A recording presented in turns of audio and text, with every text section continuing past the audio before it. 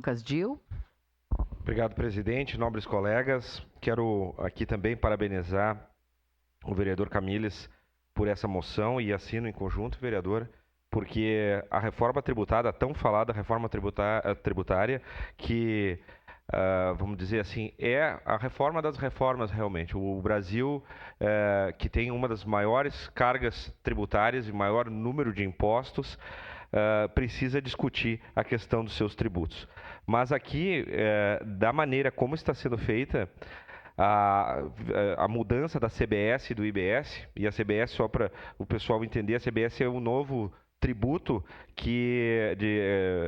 sobre bens e serviços, né, que substitui então os antigos PIS, COFINS e a IPI. E a IBS, que seriam os impostos estaduais, né, que é o imposto sobre bens e serviços.